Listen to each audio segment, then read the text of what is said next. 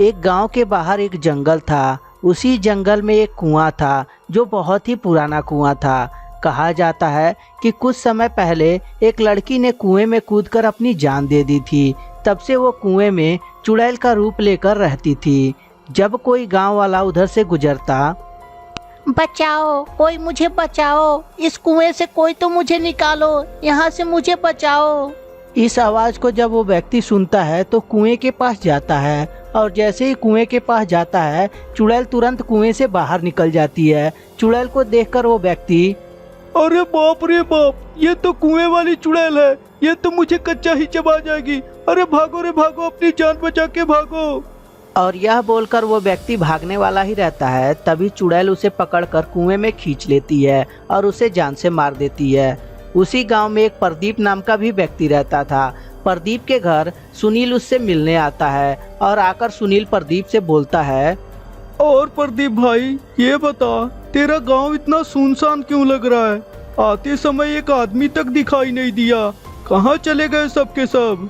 अब सुनील भाई, तुझसे क्या बताऊं, आज से ठीक 6 महीने पहले जो बगल का जंगल है उसमें एक लड़की ने कूदकर जान दे दिया और वो तब से चुड़ैल बन गई है। और गांव वाला जब भी कोई उधर जाता है तो उसे वो मारकर खा जाती है। प्रदीप की ये बातें सुनकर सुनील एकदम हक्का बक्का हो जाता है। परंतु सुनील को तो लगता है कि आज के ज़माने में भी भूत प्रेत होते हैं क्या। और तभी सुनील प्रदीप से बोलता है, अरे प्रदीप भाई, भूत प्रेत थोड़ी ना होते हैं। अरे वो तो पुराने ख्यालात वाले लोग कहते हैं कि भूत प्रेत होते हैं। ऐसा कुछ नहीं होता। कोई बहरूपिया होगा जो तुम लोग को डराता होगा और लोग गांव छोड़ के भाग रहे हैं, जिससे उसे ही फायदा है। कुछ दिन बाद वो गांव में कब्जा करके रहने लगेगा। अरे खामोखा तुम लोग परेशान हो, जाकर उसका डट का मुकाबला करो। वो कोई चुड़ैल उड़ैल नहीं है। इस बात को जब प्रदीप सुनता है तो समझ जाता है कि मेरा दोस्त तो शहर में पढ़ा लिखा है, वो क्या जाने भूत प्रेत के बारे में। और तभी प्रदीप सुनील से बोलता है, चल भाई, मैं मानता हूँ कि तू ये सब नहीं मानता, लेकिन परंतु भूत प्रेत होते हैं मेरे दोस्त। मैंने खुद अपने आंखों से उस चुड़ैल को गांव में टहलते हुए देखा है। मेरी आंखें तो धोखा नहीं खा सकती ना।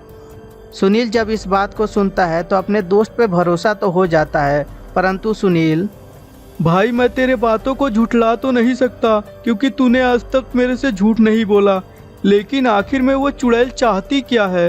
वो क्यों गांव वालों को परेशान कर रही है? क्या कभी तुम लोग जानने की कोशिश किए हो? अरे सुनील भाई, तू कैसी बात कर रहा है? अरे उस चुड़ैल की भावनाओं को कौन जानने के लिए जाएगा? किसे अपनी जान प्यारी नहीं है? और ऐसे भी वो चुड़ैल जिसे एक बार पकड़ लेती है उसे जिंदा नहीं छोड़ती, उसे सीधे हजम कर देती है। सुनील उस चुड़ैल के बारे में इतना कुछ सुनता है तो उसके अंदर जिज्ञासा उत्पन्न होने लगती है। और सुनील सोचने लगता है कि आखिर में इतना भी खतरनाक चुड़ैल कैसे हो सकती है। मुझे उसके पास जाना चाहिए और पूछना चाहिए वो गांव वालों के साथ ऐसा क्यों कर रही है। और यह सोचकर प्रदीप से सुनील बोलता है, प्रदीप भाई, आज तक तो कोई व्यक्ति उसके पास नहीं गया, लेकिन मैं उसके पास जाऊंगा और पूछूंगा कि आखिर में गांव वालों को वो क्यों परेशान कर रही है। जरूर वो बताएगी कि वो क्यों गांव वालों को परेशान कर रही है। इस बात को जब प्रदीप सुनता है तो अपने दोस्त से बोलता है, अरे सुनील भाई, तुझे उस चुड़ैल के बारे में कुछ पता भी है? अरे वो पलक झपकते ही तुझे मारकर खा जाएगी। प्रदीप सुनील को लाख समझाता है परंतु सुनील मानने को तैयार नहीं था और सुनील जंगल में निकल पड़ता है। थोड़ी देर में कुएं के पास सुनील पहुंच जाता है और बोलता है, ओए कुएं की चुड़ैल, देखो मैं आया हूँ तुम्हारी मदद करने, प्लीज बाहर आओ तुम।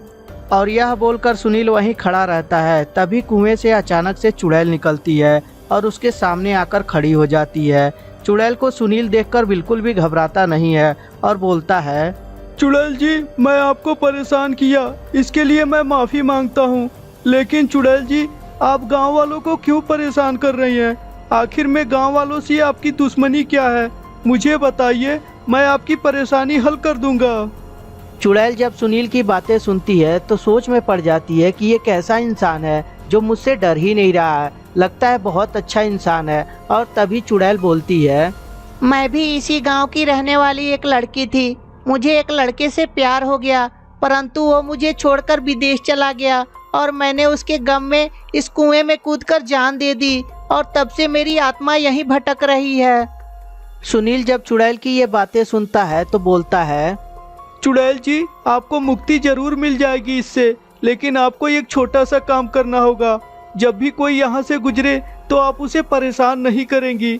जब तक आप परेशान करना नहीं छोड़ेंगी तब तक आपको मुक्ति नहीं मिलेगी। सुनील की बातें चुड़ैल जब सुनती है तो उसकी बातों को मान जाती है। सुनील भी वहाँ से चला जाता है और चुड़ैल भी वापस अपने कुएं में चली जाती है।